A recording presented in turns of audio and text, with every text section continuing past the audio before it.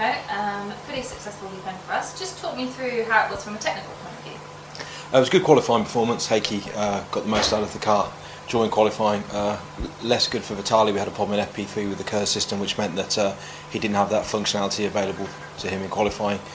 So that cost him a couple of tenths. Aligned to that, didn't really get the best out of the new tyre run for a number of reasons. But in Heikki's case, it was a good lap. His fastest time lap on the new tyre on the second run. We actually lost a couple of tenths in sector 2 due to Glock. Glock was doing his best to get out of the way, but and went straight on the chicane, but didn't fully get out of the way, and we would have been through to Q2 on merit had that happen. But as a lot of people can say that, especially in Monaco with the traffic situation. But overall, happy with the Saturday performance. And then for the race, with the uncertainty regarding the weather leading up to the race, the rain was due to come. The initial radar report suggested between 20 minutes and half an hour into the race, so we decided to split the strategies, one car on the super soft tyre, one car on the soft, so that should the window for the rain go either way, we would be covered with a normal pit stop. As it transpired, the rain didn't come, only a few spots right at the very end, so we had the situation where everyone was staying out waiting to see what the weather did. People were running a lot longer on their tyres than they would have done, and we just boxed basically with the cars around us, maintained our track position. Button wasn't able to pull the gap to us to jump us, so he came out from his stop, which was later than us, behind Heikki, and had a rather frustrating race for him, but again, that's Monaco. Heikki placed the car well on track, kept him behind. Then obviously Button eventually dropped away due to a spin and then was out, retired. And Perez was the next candidate. We had a few wheel-to-wheel moments with him, unfortunately. We had a front wing issue, we had to come in and replace that, but we kept the gap. We had a sufficient gap, to Glock, which meant we could get back out and take the 13th place. It could have been a 12th, but it's sufficient to allow us to have 10th in the championship. So overall good. For Vitali, not so good. A problem again at the start with front wing damage. We replaced his front wing, then he went out with an alternator failure, so not a good weekend for him, but for the team in general, some positives to take. Just talk me through the Heikki Button the fight, because obviously it's very difficult for Button to overtake us, but actually we were keeping up pace and we were doing very well on merit. Just how does that feel from a team point of view and from your point of view? What did it feel like seeing actually Heikki fighting with Button? I mean, from our point of view, we knew that Jenson was on the soft tyre. We knew we had to pull the gap. We knew he could stay out longer, and that's what they did. But we gave Heikki some encouragement, and the pace he was showing meant that Button couldn't get the gap he needed. So we knew that they either had to stay out and try and pull that gap, but it was actually reducing. So we were confident that they wouldn't jump us. And then after that, it was just a case of soaking up the pressure from Button, really. I'm sure, as he commented, it was quite frustrating for him. Heikki, in our view, was the right side of driving correctly. He was just positioning his car in such a way that the Jenson couldn't get past. That's Monaco. History has shown that time and time again to be the way. It was good for us. Heikki didn't make any mistakes. He reacted well under the pressure. A couple of times missed a chicane, but we actually received a warning on that one and told Heikki you can't do that again. So that was okay. He did well. As the temperatures dropped away and the first spots of rain came, it got incredibly difficult because he was trying to maintain tyre temperature and brake temperature and keep two cars at bay. So it was difficult. He managed to do it. Obviously, Jenson was trying as hard as he could to get past. Ultimately, it resulted in his retirement. He was also coming under pressure from Perez behind, so it was messy. But that's Monaco, and track position is king, not race time. I think Jenson actually commented if he'd have qualified better, he wouldn't have been in that mess. I have no sympathy for him. That's how it is. It can be the other way around in the future, and we'll have to accept it. But it's just one of those things.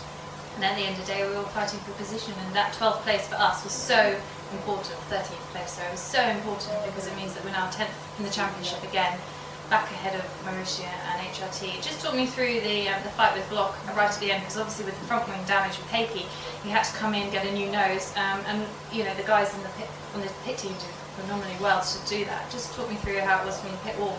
Obviously we became aware from the footage, even before the driver mentioned anything, that the pillar had come disbonded during a contact. Due to the type of failure, we were concerned that the FIA or Charlie Whiting would make us stop and change it, so we took the decision to do it. We knew that we had the gap. We'd done a nose change with Petrov earlier in the race, which to be honest hadn't gone really well. but we sort of said to the guys, this has got to be spot on really, fellas. So we did the tyres as well because it's a free stop to do that, and it went super smooth. It was exactly as practiced. We got out ahead of Glock and it was all fine, but we had to stop, even though the driver didn't have a great deal to say. His pace was such at the time in the damp conditions that he probably could have carried on at that pace, but if the wing had fallen off, then obviously it would have been a major issue, and the FIA would have probably brought us in before that point. So it was a bit of pressure, but we've had that before.